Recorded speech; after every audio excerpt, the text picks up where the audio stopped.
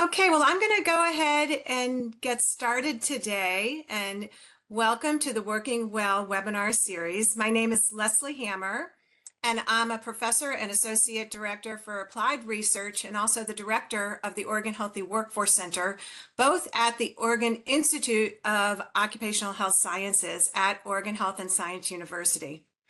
I'm really happy to welcome you to our webinar series, Working Well webinar series. And this is really a new bi-monthly webinar series that highlights unique challenges impacting workers in Oregon and beyond.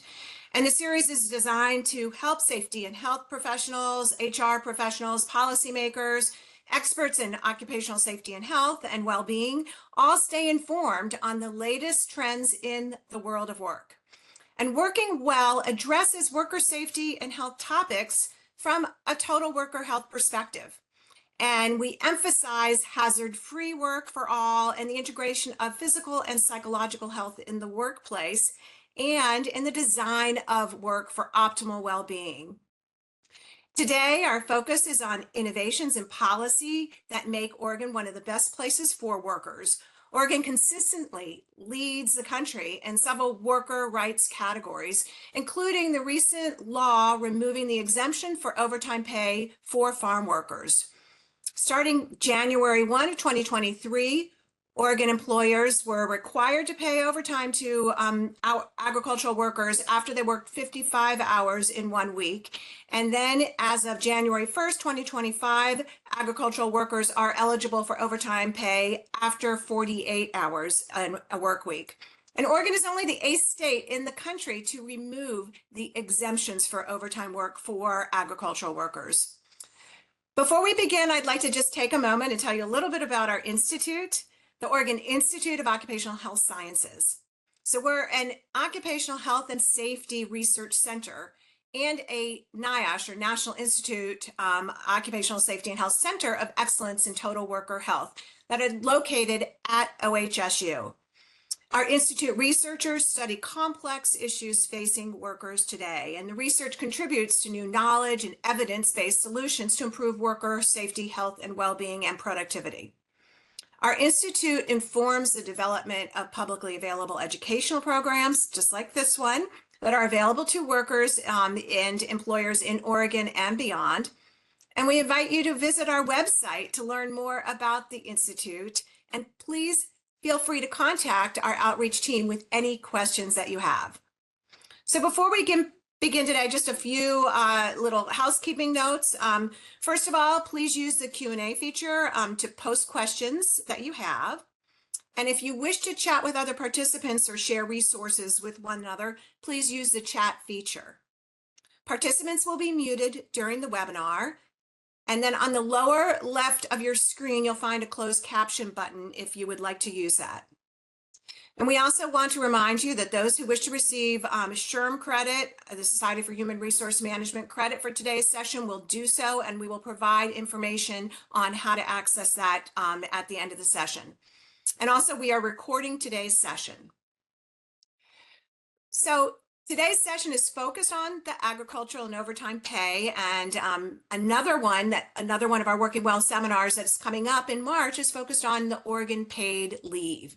Today we are going to focus on the 2023 overtime pay law for farm workers, and we're going to hear from Jessica. We're going to start by hearing from Jessica Sandrock, training and development specialist focused on education and compliance at BOLI, or the Bureau of Labor and Industries in Oregon. She has a depth of experience in agricultural programs and is deeply engaged in the implementation of this law. And we're so appreciative that Jessica was able to join us.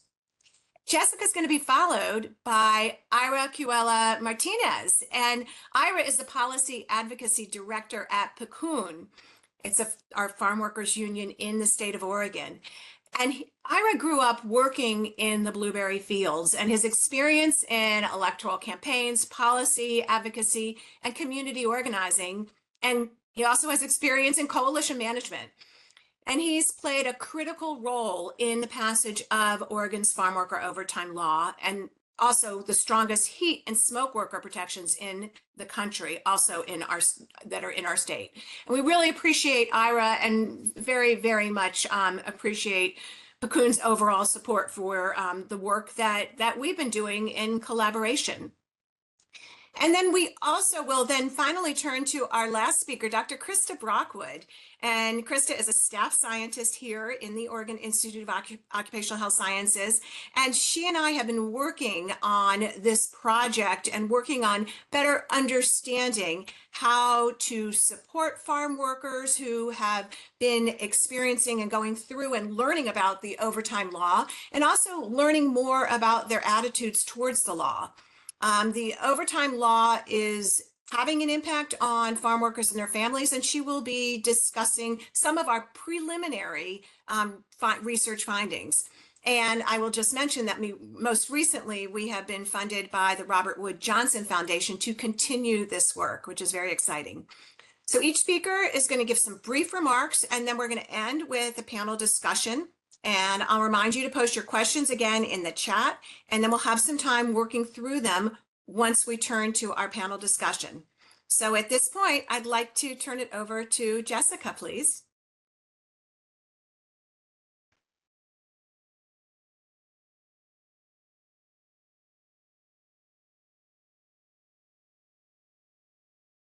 Thanks, Jess. Let's see. I think you just need it from the beginning. You can just click from the beginning. Yep, sorry, I couldn't unmute myself. I had to go back a screen. There we go. All right, hi everyone. My name is Jessica Sandrock, and I am with the Bureau of Labor and Industries. Thank you for that. Jessica, I'm just going to interrupt 1 second. Can you click from the beginning just so that it's a in the presenter mode? Up in the left-hand corner, and it says, you see, yep, right, yep, all the way over left. Left. I believe I did hit from the beginning. One more time. Okay. We'll go with what you have. That's great. We can still see the slides. It's just that it's in presenter mode, but go ahead. Okay. Thank you, everyone. My name is Jessica Sandrock. I'm a Learning and Development Specialist with the Oregon Bureau of Labor and Industries. Thank you for that introduction, Leslie. I will just share briefly. So I'm just going to set the stage today and talk a little bit about the law, the agricultural overtime law, and some of the work that BOLI's doing, and some of the questions that we're getting from employers and workers, just to set the stage for today's conversation. So first of all, as Leslie mentioned, Oregon's agricultural overtime law is new. House Bill 4002 was passed in 2022. So the law went into effect January 1st, 2023.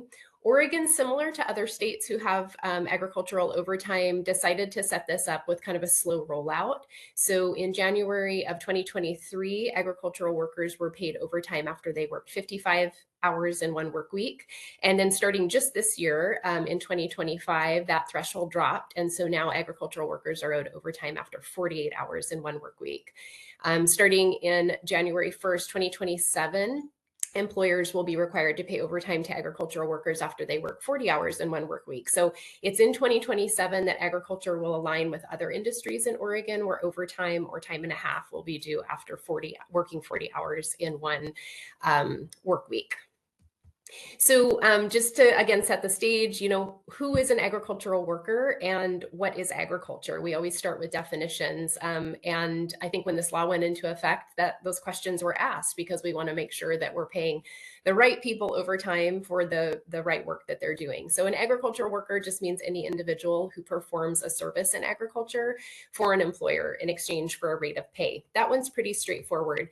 But what is agriculture is a little bit more complicated question. The nice thing is Oregon State defines agriculture in line with how it's defined federally. So agriculture, this slide provides a summary of the definition of agriculture. Hi, Jessica. Sorry to interrupt. It looks like the slides aren't going through each one. If you don't mind, I'm going to share the slides for you and get that going correctly, okay? Okay. Sorry about that, folks. Do you want me to stop sharing, Justin? Yes, please. And I'll get that going for you, okay?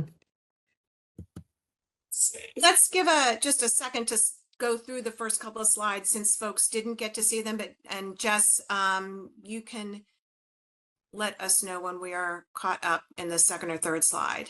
Okay, I'll get that going now. Sorry, everyone, but thanks for your patience. We love technology. Okay, Jess, can you see your slide? I can, yeah. If you want to go to the next slide, Justin, I'll just summarize that again. So the hour threshold that I mentioned, similar to other states who rolled out some agricultural overtime laws, Oregon wanted to do a slow rollout. So this just shows you the dates and the hours that I just summarized. The law started in 2023. We started at 55 hours in a work week. Just this year, January 2025, that threshold went down. 48 hours in a work week is now what we pay agricultural workers overtime. And in 2027, that'll be when overtime is due, similar to other industries, and agricultural workers will get overtime after 40 hours in a work week. Okay, next slide, Justin. So again, agricultural worker is anyone who works in agriculture. If you want to go to the next slide, Justin, this is the one I was just starting to talk about. Again, luckily, the Oregon state definition is in line with the federal definition. I've summarized it here on the slide. So agriculture includes farming in all of its branches, and ways like the kind of highlights of that are anytime there's cultivating and tilling the soil, anything that has to do with dairying or raising dairy livestock, producing, cultivating, growing, and harvesting any agricultural or horticultural commodities, raising livestock, bees, fur-bearing animals, or poultry. All of these are included in what agriculture is. Planting, pruning, and harvesting Christmas trees is also included in agriculture. That last bullet point is one that I want to emphasize just a little bit more, because I think the first few bullet points are things that people think of as agriculture. But that last bullet point kind of talks about any practices that are performed by a farmer on a farm in conjunction with farming. So this is things like preparing produce for market, getting produce or products grown on the farm ready for transport. That also would be included as agricultural work. So while someone may not be actually doing the picking and planting and pruning, they may be preparing products on a farm by their employer. If you want to, and I guess I will mention on the bottom of that slide right there, we get this question sometimes, but agriculture does not include forest products. So harvesting of timber is not considered agriculture and would not be part of this agricultural overtime law. Okay, next slide, Justin, thank you. So the other part of the first slide that I showed in terms of when overtime is due after so many hours in a work week, we also like to remind folks of what a work week is. So a work week is defined as any regularly reoccurring period of 7 consecutive 24-hour periods or 168-hour chunk. So really an employer can set when their work week is. It can begin on any day, an hour, and then the employer can choose when it ends, as long as it repeats and it meets this criteria of being 7 days of 24 hours. So for example, a work week may start, first thing Monday morning and end last thing Sunday night, or it may start on Wednesday and on Tuesday. That's up to the employer. As long as it's consistent, this isn't something that should be changing regularly. Employers usually set this and then it stays that way. It's important to note that the employer's work week is not necessarily the same as an individual employee's work schedule. So as an employer, you have to know what your designated work week is. And as an employee, and just recognize within your schedule, some of the hours may have fallen in one work week and some hours may fall in another work week. And you want to be employers want to make sure they're paying overtime hours within their set work week. So that's an important designation there. Go ahead and go to the next slide, Justin.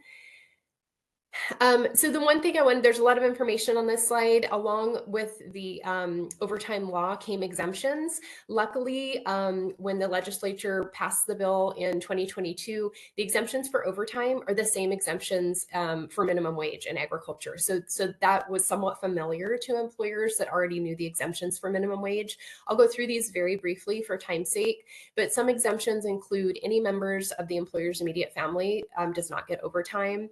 Migrant workers who are 16 years or younger working alongside a family member and being paid piece rate, they are exempt from overtime. Workers principally engaged in the range production of livestock, they are also exempt from overtime. And then hand harvest or pruning workers who are paid on a piece rate basis, but have worked a small number of hours. So this is kind of the small farms exemption.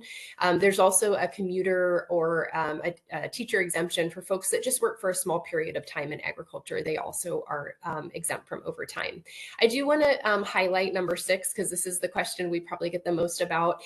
That's a lot of words for saying salary salary exempt employees are exempt from overtime.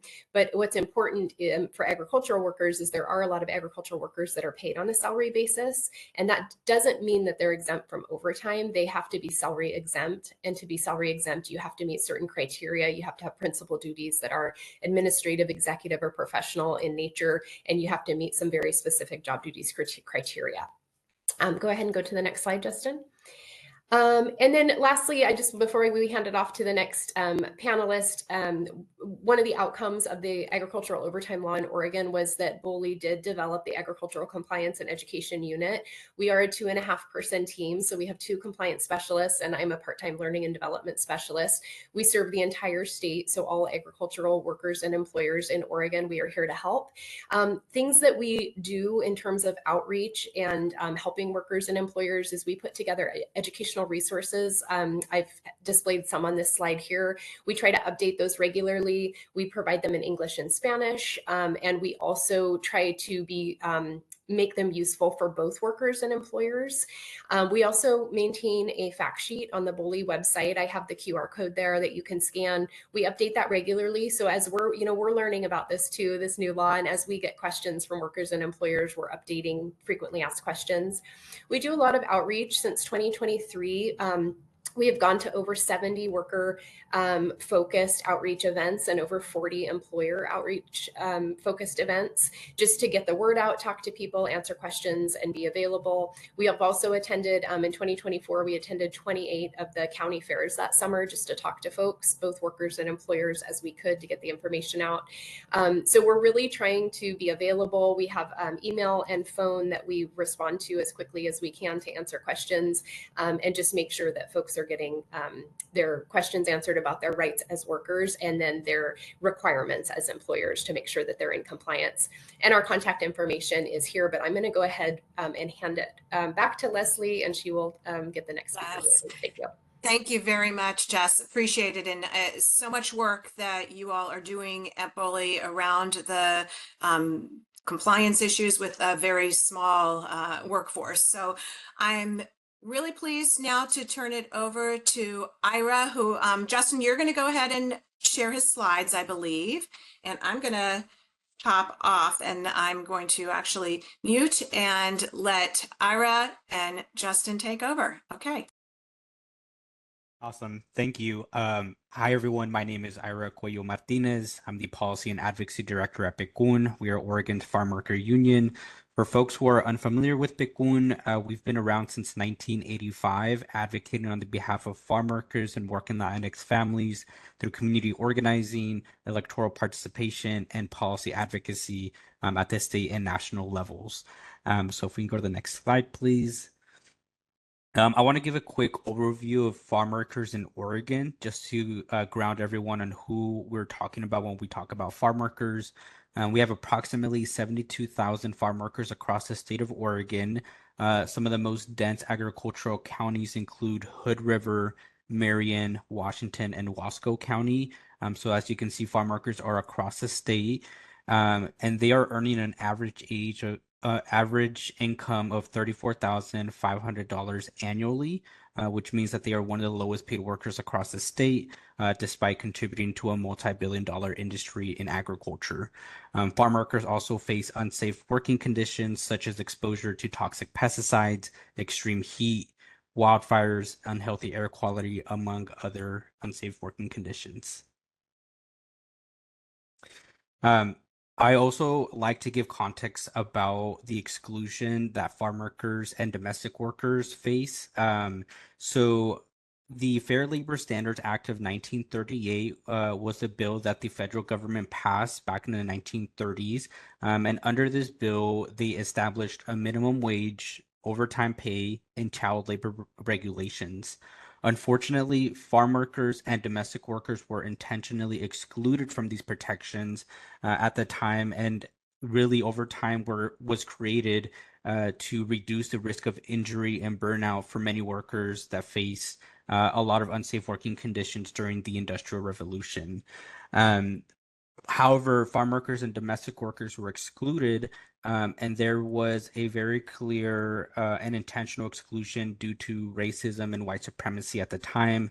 Many legislators in the South did not want to extend these protections to farm workers and domestic workers because in the 1930s in the South, many of the farm workers and domestic workers at that time were Black and African American workers.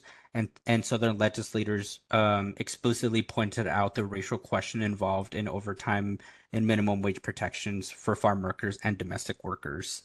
Now we see that the majority of farm workers are immigrants from Latin America and the Caribbean, specifically from Mexico, Guatemala, and Central America.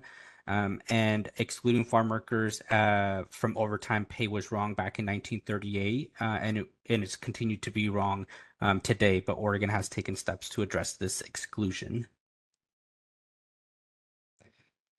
I also like to share farm worker voices when talking about overtime because I'm here to represent the voices of farm workers and the challenges that they face in their workplaces and in their lives.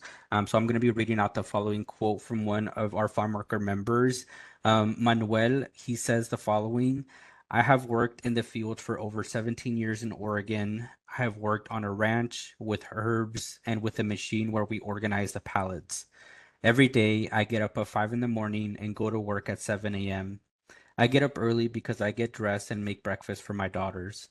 My job is outside all the time in all seasons. I work in extreme heat and also in cold and rain. We farm workers work in all climates to survive. I really like working in the fields. I have learned to do different things and I have learned new skills. I am very proud to be a farm worker, but they are exploiting us. Many farm workers work more than 40 hours without extra pay. It is important because many of us work in the fields and earn the minimum, and they pressure us at work, and we want to earn a little more. It is difficult to work as a farm worker. We must protect the farm workers and pay them overtime. With overtime, we can rest and only work 5 days a week if we want. We need to protect our bodies and our health. Again, this is Manuel. He is an Oregon farm worker for over 17 years here in the state, and he shares his thoughts about what overtime would mean for him and other farm workers across the state. And I wanted to take some time to share a bit of insight of some of the implementation that we've been hearing from our members through conversations, through the research that's been done. And I want to start off by saying that on average, farm worker wages have been increasing. When the overtime law was initially passed in 2022, farm workers were earning an average wage of 27,500. And as I mentioned earlier in the presentation, farm workers are now earning an average of 34,500. So we have been seeing an increase of farm worker wages, and this is according to the Bureau of Labor Statistics. Farm workers have also been hearing mixed messages from employers. Some employers have been communicating to farm workers that they will be taxed heavily and a lot more on their overtime pay, which means that they are going to earn less than what they were earning before overtime. They have also heard, they have also heard threats from employers about, reduction of hours and cutting hours. And I think what's actually happening in practice is that farm workers are starting to get paid overtime, and many farm workers are not working more than 55 hours in a work week, which was the initial threshold in 2023 and 2024. However, with the reduction of hours in 2025 and 2026, we are expected to hear a lot more overtime pay for farm workers in the state. The other thing I do want to highlight in what was mentioned in Manuel's story was that extreme weather conditions are impacting hours. Some farm workers are working 40 hours or less in a work week. And this is not as a result of overtime pay regulations, rather as a result of extreme heat, wildfires, and wildfire smoke being present at the workplace. So there's a lot of factors that's contributing to the changes in farm worker hours that are outside of farm worker overtime. Our members have also been sharing concerns about the H-2A visa program. And for folks who are unfamiliar with the H-2A visa program, it is a federal program that allows agricultural employers to contract foreign workers on a temporary basis for agricultural labor. And it is something that is regulated at the federal level, but we are starting to see an increase of H-2A visa workers present in Oregon, which many local and domestic workers have some concerns about job availability for them in agriculture. Overall, the conversations that we've had with our members have expressed that overtime is a net benefit for workers, recognizing that there are going to be changes within the industry over the next few years as the overtime law is implemented, but that overtime will lead to less exploitation of farm workers and that they are justly paid for any overtime work that they produce after 40 hours in a work week. So there are a lot of positive perceptions and ideas of how overtime will be implemented, but recognizing that it will be taking time to see the implementation. Similarly to the minimum wage laws regulations back in the 2010s, farm workers understand that overtime is going to also take some time to start to see some of the net benefits for them and their colleagues. So that is what I have presented for you all today, and I will pass it on to the next speaker. Well, thank you very much for giving that really broad perspective on overtime work and on farm workers and their experiences with the overtime law, and also then more broadly their experiences in terms of their financial state and their health and safety and well-being. So really appreciate that. Krista Brockwood, I'm going to invite you to come on board and share your slides.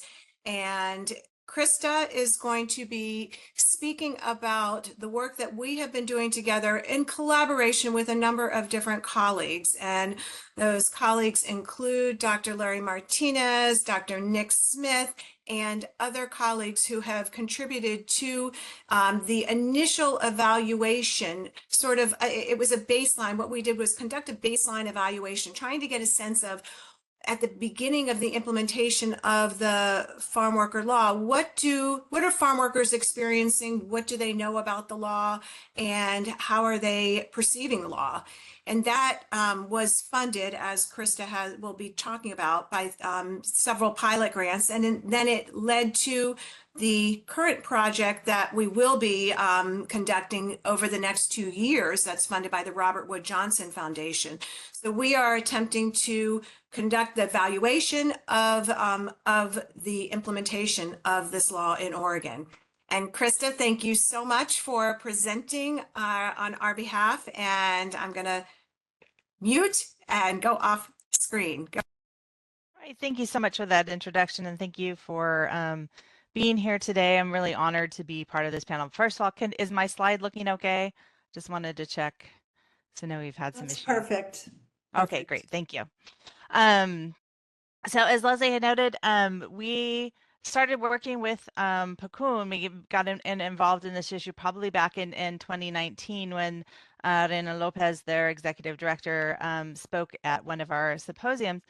And we were really moved by the work that they had been doing and wanted to be able to assist with the skill sets that we have in terms of backgrounds in research. And so we got involved. They had asked us to write a white paper that I led on and with several other members in our institute on looking at some of a research perspective on the long-term effects of working long hours, both on physical health as well as mental health and effects on the family, finding that, you know, it working long extended hours, especially in such a physical industry, can have really negative impacts on health and overall well-being. And so, and also, as Ira noted, that, you know, it was a law that was really based in the systemic racism of our country, and so really wanted to forward the work that they were doing. So we wrote the white paper law, and then when the law went into effect, we realized no other work had really been done looking at any research, particularly, especially from the farm workers' perspective, on the implementation of these laws. California had implemented theirs. Washington is also down to 40 hours. And then there's some other states who are working there, but nobody has really looked at this from a research perspective. It is written in the law that BOLI will be producing a report on the impacts on wages and particularly on employers, but again, really nothing from the farm workers' perspective. And so this is, we felt, was really an opportunity for us to collect information from the farm workers and really elevate their voices, because this is the impact is on them and their families. Let's see. So this is going to be sort of the tip of the research iceberg is sort of what I'm presenting here. We don't have this is the data I'm presenting here were collected through our partners that we worked with. PCUN, we also worked with two other organizations, Centro Cultural, which is in Hillsborough and Cornelius, and UNITE, which is down in the Southern Oregon region, and had them collect the data on our behalf. So they collected the data, they're within their communities, they're trusted, they're known, and then we then analyzed the data and produced a report to share back the information to them to help them with their work, and also to give, as I noted, voice to the farm workers. And so we really just kind of like looked at a lot of different things, and what I'm going to present here today is really kind of sort of their knowledge about the law, as well as some of their attitudes about the overtime law. And again, these were collected in basically the first year of the implementation, so not a lot of information had been shared yet. Though we'll talk about some of the work that's being done, or Jessica's already talked about some of the work that they've done, and in getting the word out. But early on, when we asked this, like about less than half of farm workers knew about the overtime law when we asked them. Some weren't sure, but most did not know. About half knew.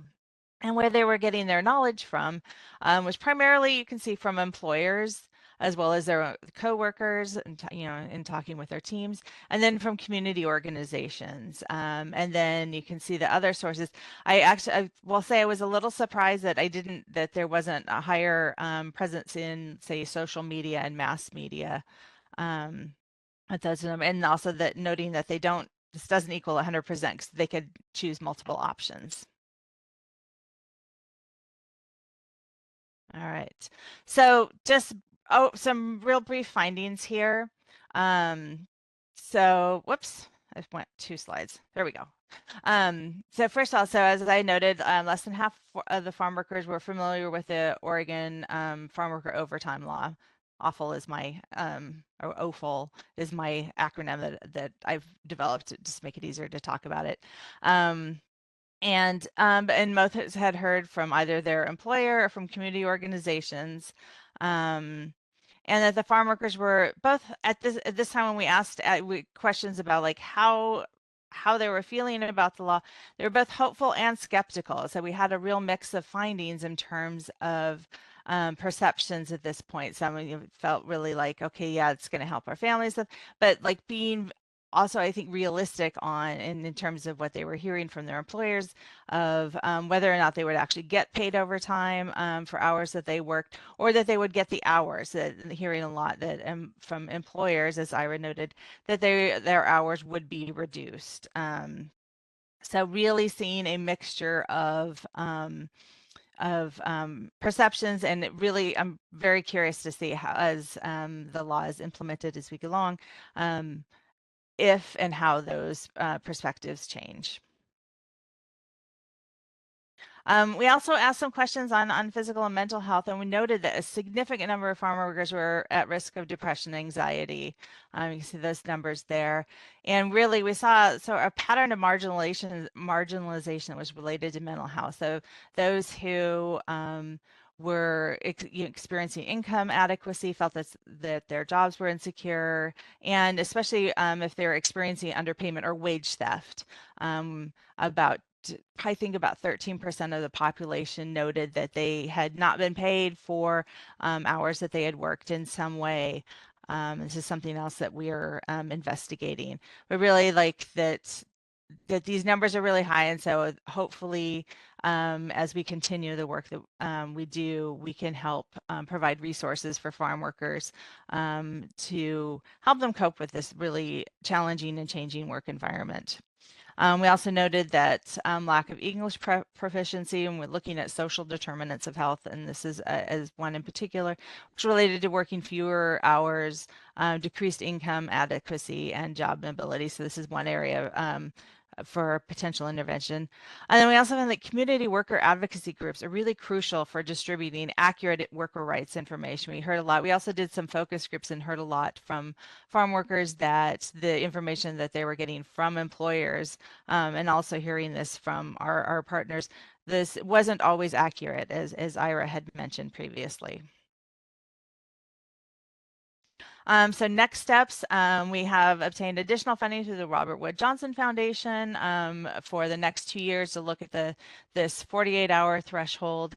And we also have a new partner to help us with this work, the Oregon Human Development Corporation, and specifically working with their office in the Hood River, so the gorge area for those fruit workers. And so really looking forward to having them as a partner and getting those voices. So for the data collection, we'll be doing follow-up interview surveys, about 200 or so. So following up with the farm workers who participated in the first round, and then plus including some new voices to especially working with OHDC. And then we'll also be reconvening our focus groups, and that really gives us a chance to hear the stories, to hear and investigate a little bit more, particularly on family, how the overtime law has an impact on the family. So I will stop there. And Great, thank you, Krista. And now I'm going to ask that we have all of the presenters back online. And Justin, if you can make that work for us so we can see everybody. Okay. Great. Great. Okay. Wonderful. Thank you so much. Krista, thanks for sharing that the initial evaluation. I did see a question, and I'm not going to actually. I think Amy's going to funnel the question, but I'm just going to say that we don't currently have the report available online yet, but we are finalizing it. And please feel free to reach out to me or Krista. What I'd like to do at this point is I am going to kind of generate some discussion based on the presentations. And what we were really trying to do was give an overview of the overtime law and then the work that BOLI is doing. And Jess, thank you so much for doing that. And then hearing more directly from Ira on the farm workers' voice and how this is impacting farm workers and how they're experiencing the implementation of this law, which is really just in the middle of the implementation. And then from Krista pulling together some of the initial data, we're calling the baseline data that we've collected, in hopes that we will be able to really do a full-blown evaluation of the implementation of the overtime law, and specifically focusing on farm workers and their family members. And so we are in the middle of now working on the mid data collection point. It's been very moving and incredible to be working with the community-based organizations and to be also interacting and learning from the farm workers, who really are the backbone of our food supply. And so understanding more about how this implementation can have a positive impact on farm workers and on employers is important to us, and coming from the Oregon Institute of Occupational Health Sciences. So I'd like to now actually start with a question to Jess. I'm going to ask you, can you talk a little bit more specifically about how employers are responding to the Oregon overtime law, farm worker overtime law, please? And then I'll open it up for Krista and Ira if you have any comments. Yeah, and that's good timing. I see a question from Sabrina in the chat about that. So perfect timing, Sabrina. Yeah, so I can really just speak to employer response in terms of education and resources and engagement with the resources, because that's my experience with employers right now. I think in general, employers were aware, they followed the legislation. Most employers, they knew that there was an overtime law in effect. What I can share though is that a lot of the questions we got was definitely about the hour threshold. So the employers that were asking questions wanted to make sure they understood the thresholds, when those were changing, at what point was overtime due.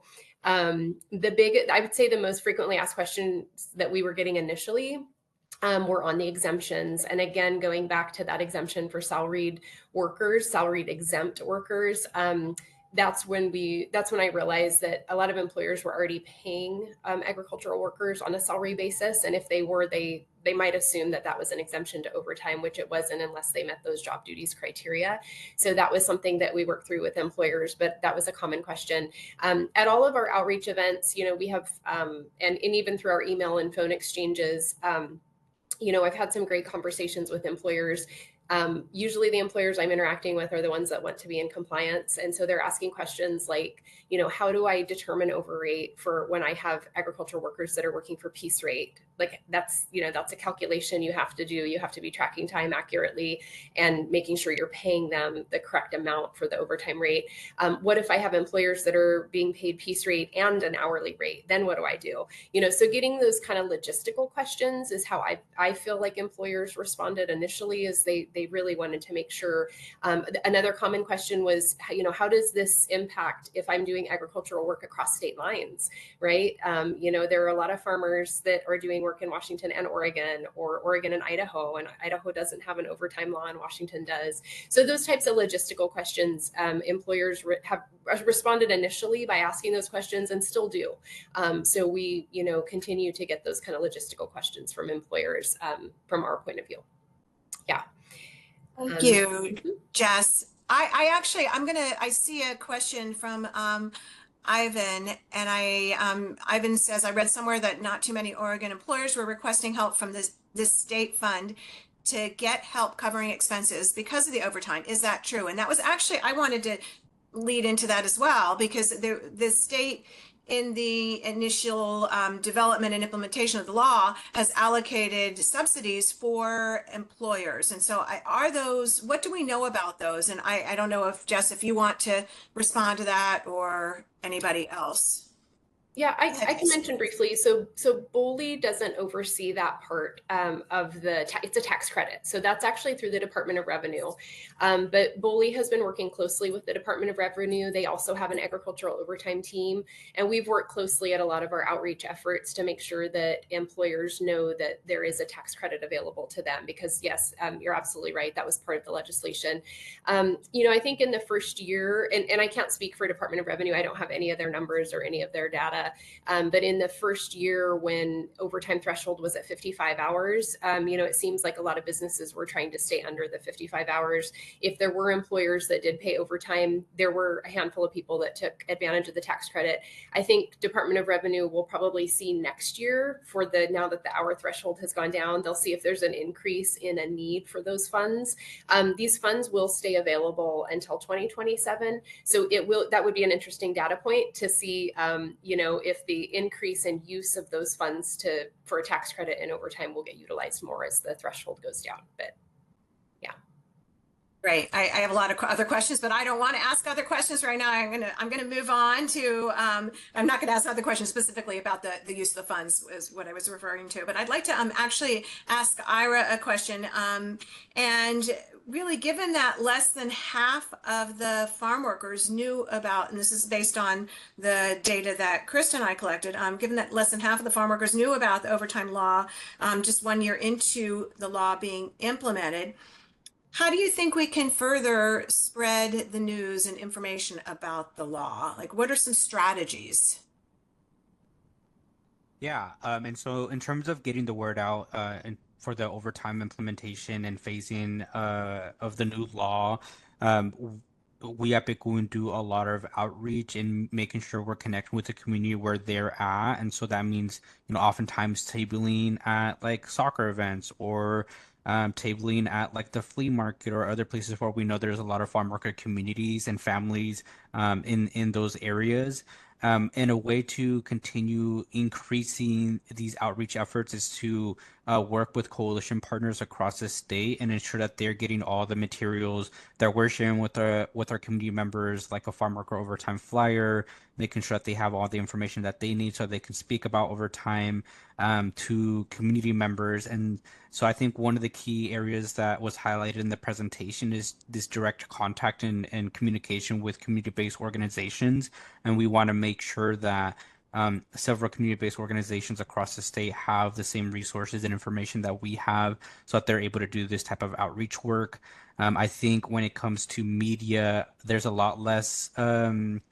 uh, there's a lot less information in the media, and I think one of the key ways that we can continue elevating this information and education is through radio media.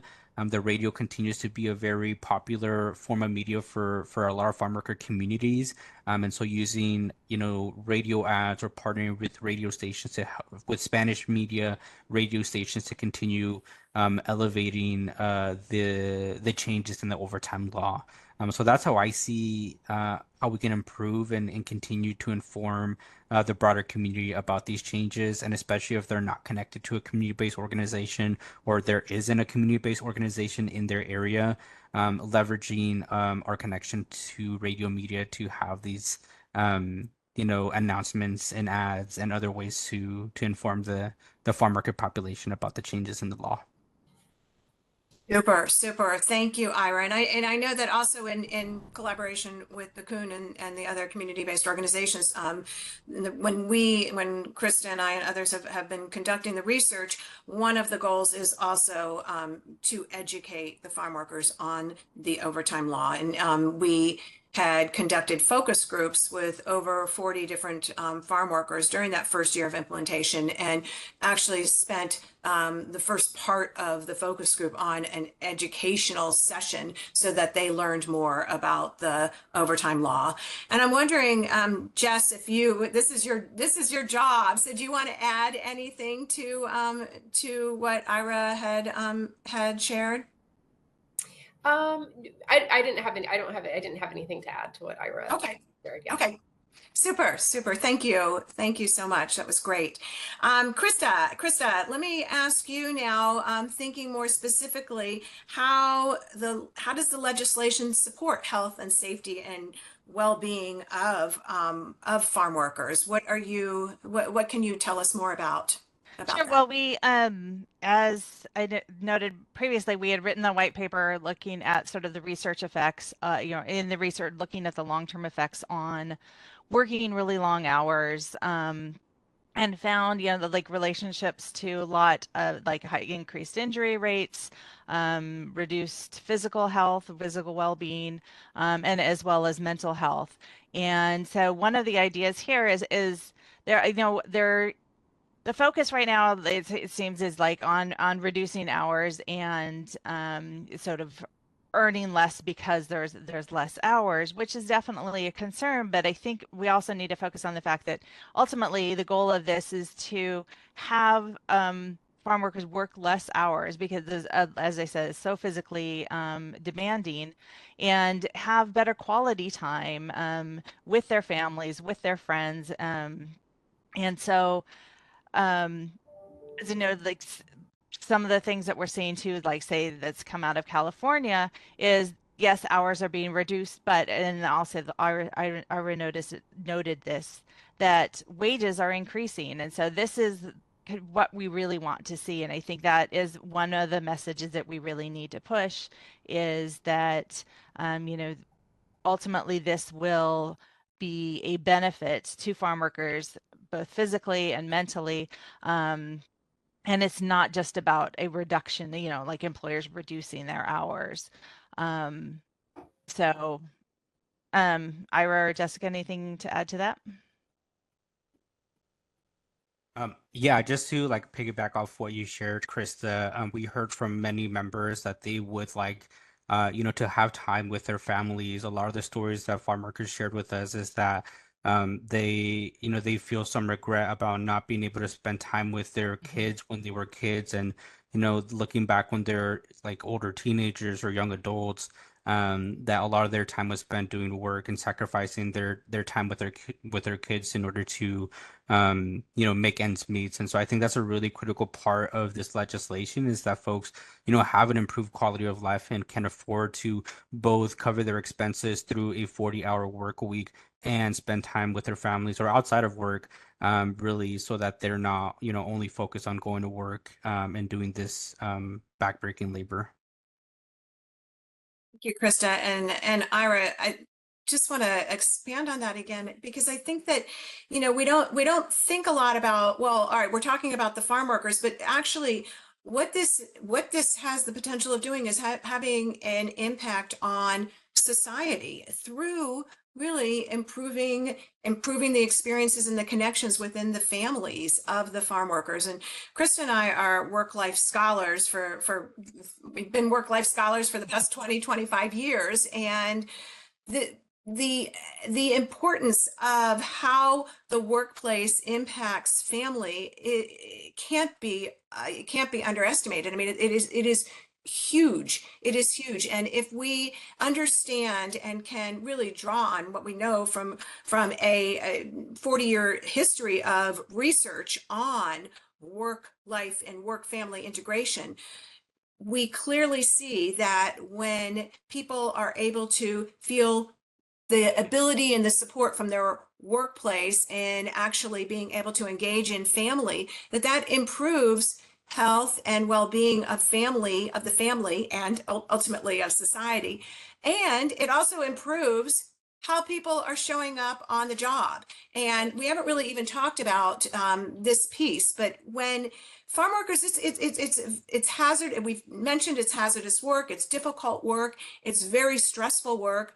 But as farm workers start to feel some level of support from the community, from the state, from their employers around work hours and around this overtime law and the support for actually providing them pay above their the thresholds, that also in turn there's a kind of an in turn impact on how they feel about and how they engage in work, and how they feel about their employers. So we can see a positive impact not just on the families and on the farm workers, but we actually can also see this have sort of a reciprocal effect on the work itself. So the work and non-work interface are just intimately connected. And that is really what you were just speaking to, Ira. So I think at this point, what I'd like to do is just reflect back on my panelists here and just ask, is there anything else that you want to add to kind of fill the holes of what we've discussed across the past 50 minutes?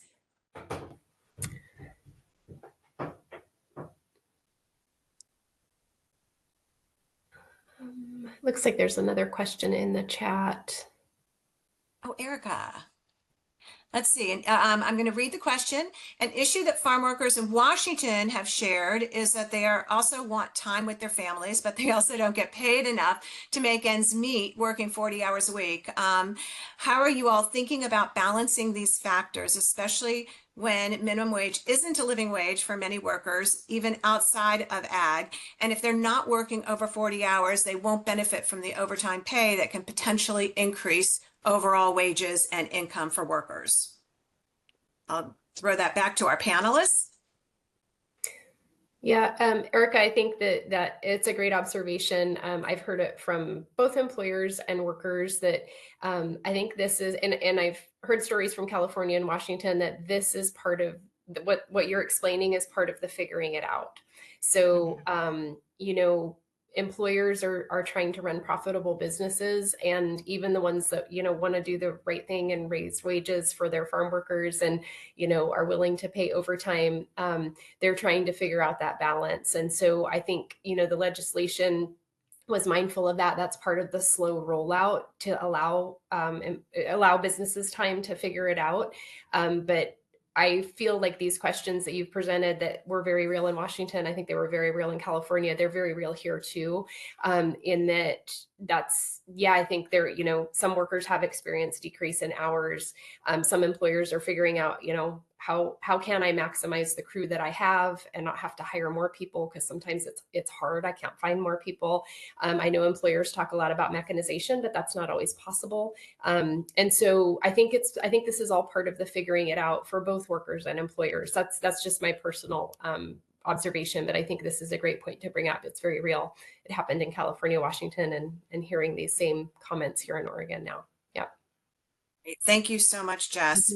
I am going to move us to just the closing slides, and I'm going to ask Amy if she wants to go ahead and load up the closing slides. And as I do that, I just want to really thank our three panelists, because I am very impressed with the amount of information you were able to share in this short period of time and the importance of this information. And thank each of you so very much for taking the time to be here and be part of this world of supporting farm workers and really understanding how to make that work with employers, and how to integrate the two with this Oregon overtime law. So thank you so much. So before we go, what I'd like to do is just remind you again that our next webinar is on March 18th at noon, and this event will be on paid leave in Oregon, and it's part of a series that that really focuses on innovative policies in the state of Oregon and beyond. And we hope that you'll consider attending. The SHRM credit is listed right here, and you can use the code that is on your screen. You'll find the code on the screen. And I'd like to thank everybody, in addition to our speakers, thank those of you who have raised questions, and thank everybody for attending this important webinar. We hope to have something similar in the future when we have follow-up data from our Robert Wood Johnson study. And please take a minute to fill out a 2 minute, actually 2 minutes to fill out a 2 minute exit evaluation that you'll be sent immediately following this event. That helps us in planning for the future. And we look forward to seeing you at our future Working Well webinars. Thank you so much. Have a good day.